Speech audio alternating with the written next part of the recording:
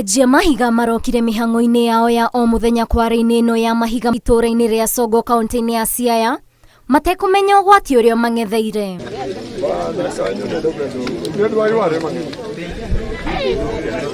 Mauma mihango-ini ya kweheria mai makihuthira hinya wa generator na pampi ya mai, umwe wao ari muhunguru-ini na kuringana na arunake igeria riao ria kumwita ategwitika riraguthia ihiga kuria matuire itua ria guikuruka kumwetha na umekora hatika-ini makiria ya kwaga riera no mahonokio. Nikakimbia ili nifike nione ni nini inaendelea.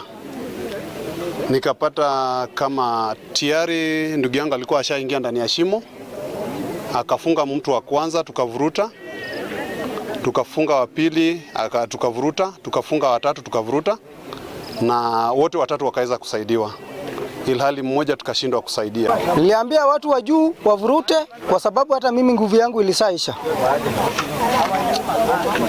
Wakaanza, alafu hiyo kamba ikakatika, huyo akaingia chini, akazama kwa maji.